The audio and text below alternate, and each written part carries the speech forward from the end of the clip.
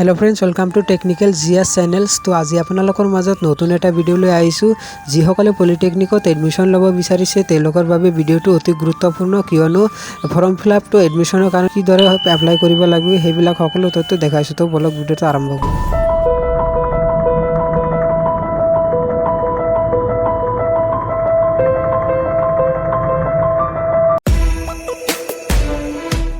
তো আমি প্ৰথমতে যিকোনো গুগল ব্ৰাউজাৰ কমত আসাম কেৰিয়াৰ এণ্টাৰ কৰি দিম। তাৰপিছত ইয়াতে দেখিবা যে নতুন এখন পেজ খোল খাইছে। তাৰপিছত ইয়াতে তলত ক্লিক কৰি দিবা ৰেড কালাৰৰ এইটো। তো ক্লিক কৰাৰ পিছত নতুন আৰু এখন পেজ আহিব। তো অহাৰ পিছত একেবাৰে স্ক্ৰল ডাউন কৰি দিবা তলৰ পিনে দেখিবা কিছুমান গাইডলাইন আছে আৰু সেই গাইডলাইনবিলাক আৰু এই কোৰ্সটো 3 ইয়াৰ্স ডিপ্লোমা হয়। আৰু এইফালে চাব পাৰে কিছুমান ডেট দিয়া আছে লাষ্ট জুন মাহৰ 30 তাৰিখত আৰু এক্সাম টাইম হ'ল 10টাৰ পৰা 12টালৈকে। তো এইফালে মই স্ক্ৰল ডাউন কৰি আৰু দেখাই দি আছোঁ এজ লিমিটটো কিমানৰ ভিতৰত আছে। তো জেনেৰেল কাষ্টৰ বাবে এজ লিমিট হ'ল 20 ইয়াৰ্স আৰু শিডিউল কাষ্টৰ বাবে হ'ল 23 ইয়াৰ্স মেক্সিমাম এইবিলাক এজ হয়। আৰু এইফালে আদাৰ কাষ্টৰ দি আছে।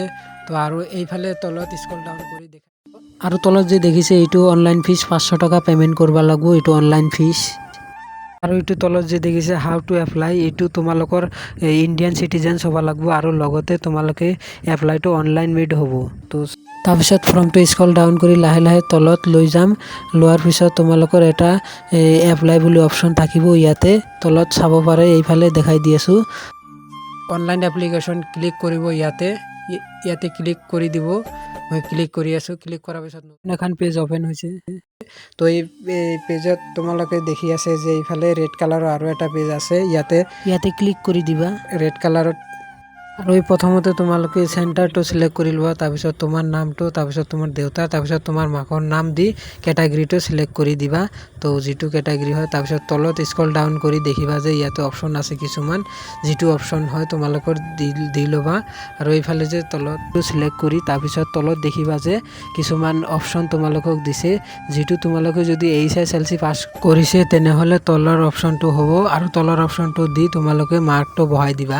তাৰপিছত আৰু এই খালী বক্সবিলাকত দেখি আছে এইবিলাকত তোমাৰ দেউতাকৰ এড্ৰেছটো বহাই দিবা। ইয়াতে যি এড্ৰেছ আছে ভিলেজ, টাউন, ডিষ্ট্ৰিক্ট, পিনক'ড সকলোবিলাক বহাই দি তোমালোকে ইয়াতে ইমেইল আইডিটো দিবা। ইমেইল আইডি দিয়াৰ পিছত তোমালোকৰ নেশ্যনেলিটিটো চিলেক্টেড কৰিবা। তোমালোকৰ এইটো কেপচাৰ কোডটো বহাই ল'বা। কেপচাৰ কোডটো বহাৰ পিছত ইয়াতে ছাবমিট বুলি অপশ্যন আছে, ইয়াতে ক্লিক কৰি দিবা। ক্লিক কৰাৰ পিছত এপ্লিকেশ্যন আইডিটো ওলাই আহিব।